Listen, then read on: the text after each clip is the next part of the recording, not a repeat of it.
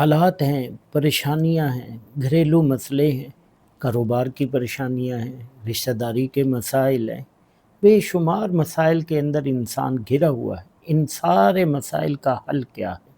ہم ان کا حل تلاش کرتے ہیں، حل کیا؟ لیکن جس کے پاس اس کا حل ہے ہم اس کے پاس نہیں جاتے، اور جو خود ان مسائل کا شکار ہیں ہم چاہتے ہیں کہ ہمارے ان مسائل کا حل وہ نکال دیں۔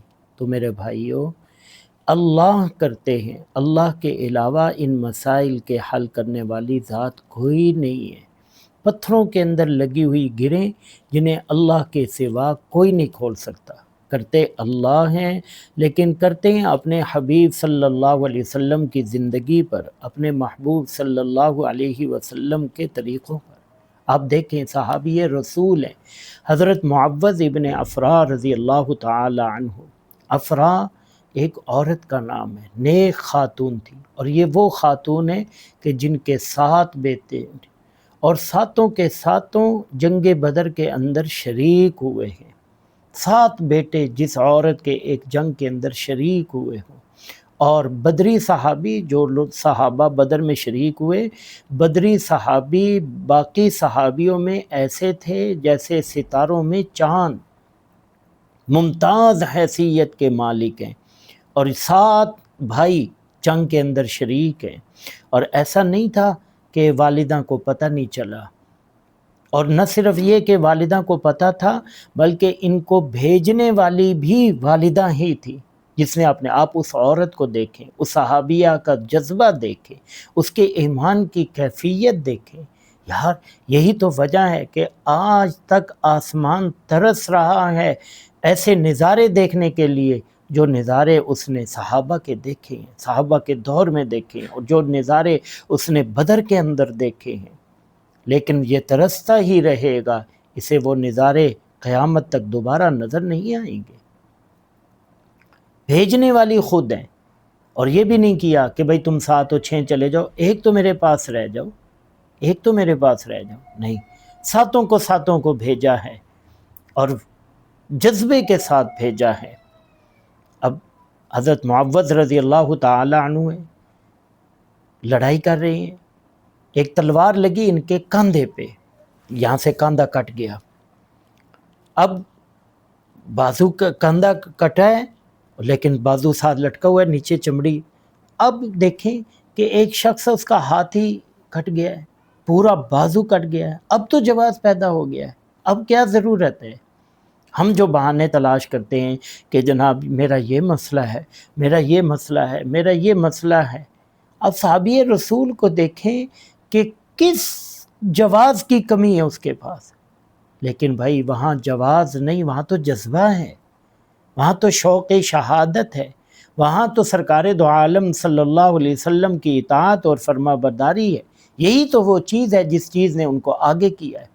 اب اسی ایک بازو کے ساتھ تلوار چلا رہے ہیں، جب وہ کٹا ہوا بازو رکاوٹ بن رہا ہے تو بڑا عجیب معاملہ فرمایا۔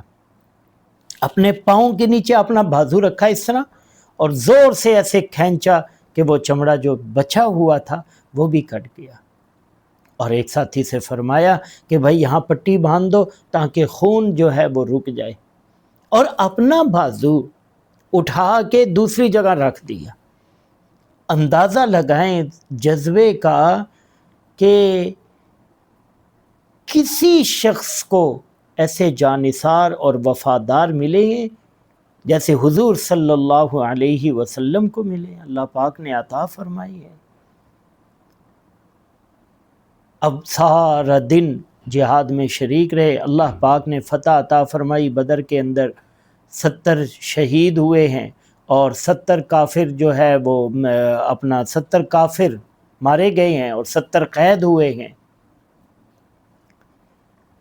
شام کو سرکار دو عالم صلی اللہ علیہ وسلم کی خدمت میں حاضر ہوئے ہیں، اور حالت یہ ہے کہ اپنے ایک ہاتھ میں اپنا دوسرا بازو جو ہے وہ پکڑا ہوا ہے، اور اس طرح حضور صلی اللہ علیہ وسلم کی خدمت میں کیا منظر ہوگا، وہ کیا جذبہ ہوگا، اور دیکھنے والوں نے کس نظر سے دیکھا ہوگا، اور سرکار دو عالم صلی اللہ علیہ وسلم کے دل پر بھی کیا گزری ہوگی کہ آقا یہ بازو کام آ گیا تھا، لیکن میں سارا دن مصروف رہا، جہاد کرتا رہا، اور اب یہ آپ کی خدمت. اب ان کے تو ہم گمان میں بھی نہیں تھا.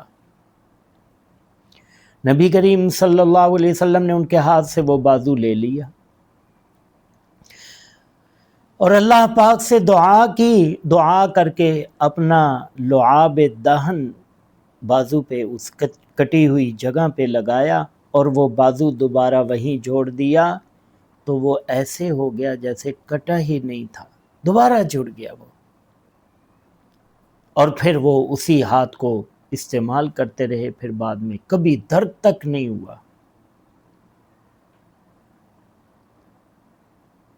یہ معجزات جو اللہ پاک نے دکھائے ہیں، حضور صلی اللہ علیہ وسلم کے معجزات، یہ میرے اور آپ کے لیے تھے. یہ دکھایا جا رہا ہے کہ جس نبی کی لعاب کے اندر شفا ہے، اس نبی کے طریقوں میں کامیابی ہے، اس کی زندگی میں نور ہی نور ہے. اس سے بڑا کوئی مسئلہ ہو سکتا ہے کہ بازو کٹ گیا ہے، لیکن وہ مسئلہ اللہ پاک نے دکھایا کہ میرے محبوب صلی اللہ علیہ وسلم کے قدموں میں آؤ گے، تمہارے مسئلے حل ہوں گے. اور اس وقت کیا ہے، میرے محبوب صلی اللہ علیہ وسلم کے طریقوں میں آؤ گے، تمہاری پریشانیاں دور ہوں گی، گھریلو مسائل حل ہوں گے، کاروباری پریشانیاں ختم ہوں گی. حق تعالی رزق میں اضافہ فرمائیں گے، حق تعالی رزق میں برکت عطا فرمائیں گے، حق تعالی زندگی میں، صحت میں، حق تعالی وقت کے اندر بھی برکت عطا فرمائیں گے. شرط کیا ہے؟ نبی علیہ الصلاۃ والسلام کے طریقے، محبوب علیہ الصلاۃ والسلام کی سنتیں، شریعت کے مطابق اپنی زندگی کو ڈھالنا. میرے بھائیو عزیزو، شریعت نام، دین نام صرف نماز پڑھنے کا نام نہیں ہے، دین صرف روزہ رکھنے اور حج کرنے کا نام نہیں ہے، بلکہ دین نام ہے اپنی مکمل زندگی، 24 گھنٹے کی زندگی حضور صلی اللہ علیہ وسلم کے طریقے پر گزارنا. جو حضور صلی اللہ علیہ وسلم کے طریقوں کو اپنائے گا اسے اس دنیا میں بھی کامیابی ملے گی اور آخرت کے اندر بھی کامیابی ملے گی. حق تعالی ہم سب کو عمل نصیب فرمائے.